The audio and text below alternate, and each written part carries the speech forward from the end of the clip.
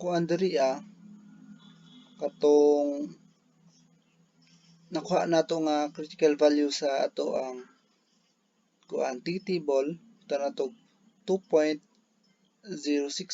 So na diri ang 2.060 negative na siya, negative 2.060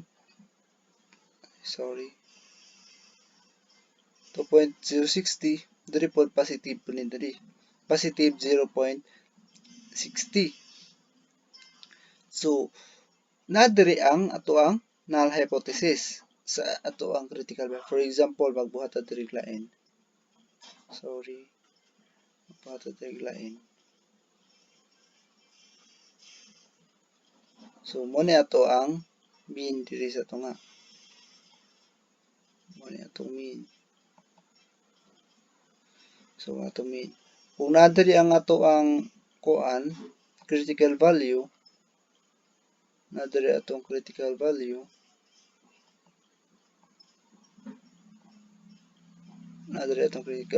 diri sa sulod kibali mo ni ato ang 2.060.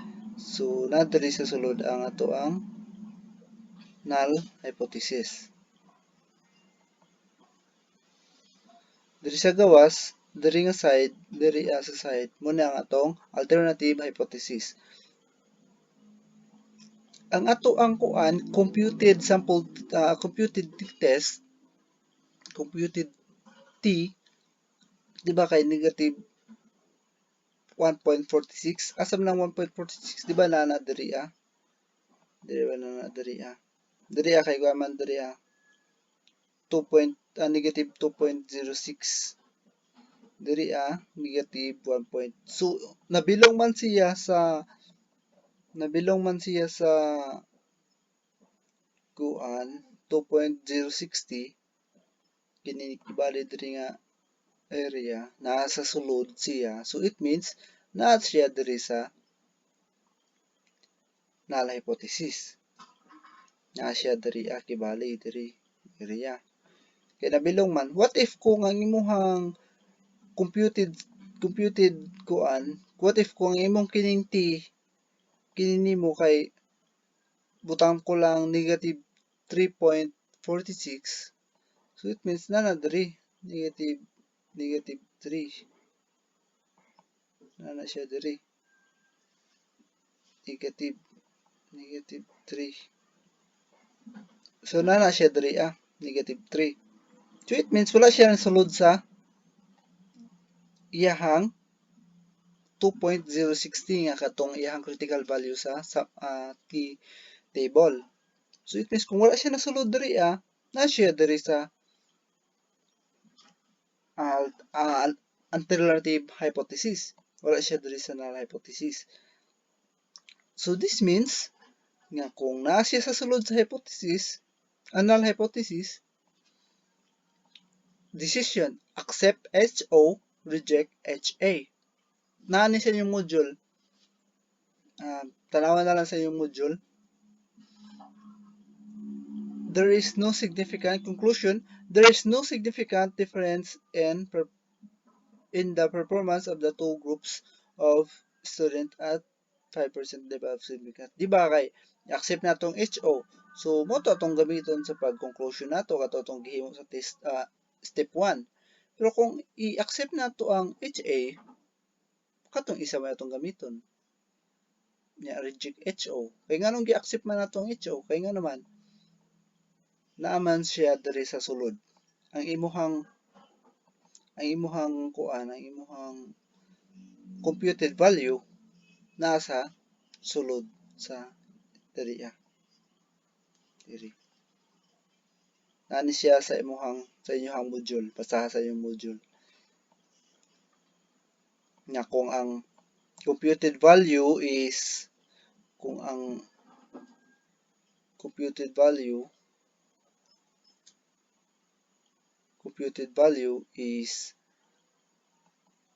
less than sa T table ninyo, less than sa T table,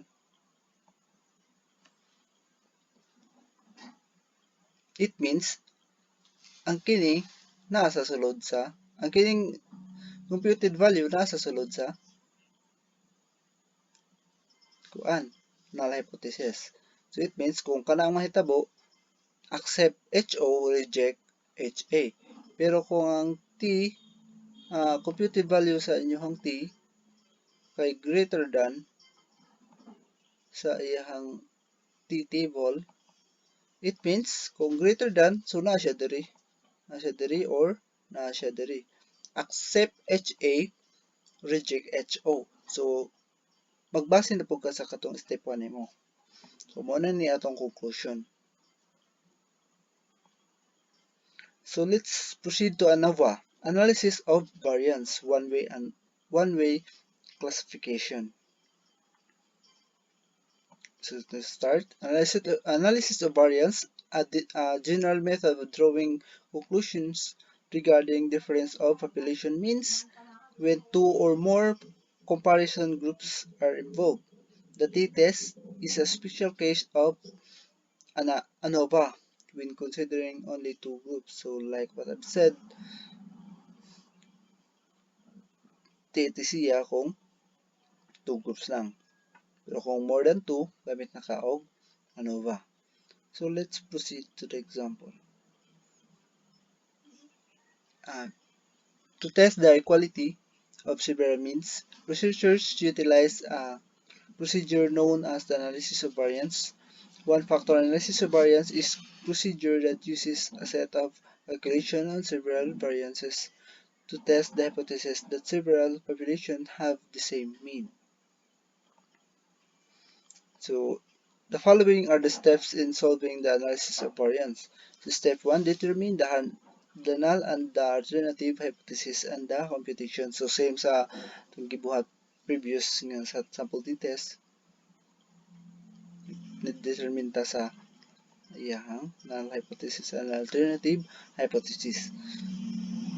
Step 2, find the SST or sum of the squares total. So we have the square totals, the summation of x squared minus the squared of the summation of x over n, where summation of x is a plus b plus c, where summation of x squared equals to summation of a squared plus summation of b squared plus summation of c squared. To step 3, find SSB, sum of the squares between, where SSB a sub x a squared over n plus b squared over n plus c squared over n plus and so on minus the summation the squared of the summation of x over n. So step 4, find SSW, sum of the square within SSW, SST minus SSB, summation of total and summation of between, summation squared, sum of the squares between. So step 5, find the variance, estimates mean squares. The formulas for mean squares are SSB over K minus 1, MSB, SSW all over N minus K. So ito lang ang magamit niya. Where K is the number of groups, N is the total sample size. Degree of freedom or DF. DF between K minus 1, DF within N minus 1, K. So step 6, find the F ratio and complete the ANOVA test. So muna ang ato ang computed F ratio. So MSB, MSW, between and within. So let's have an example.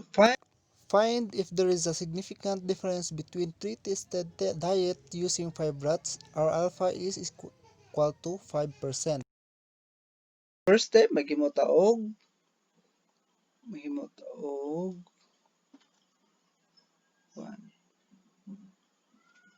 null hypothesis o alternative hypothesis. So muna ang table sa ato ang 1. Diet A, diet B, diet C, muna ang given niya. Kini mo ni siyang given.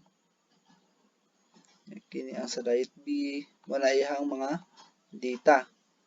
Muna ang data niya.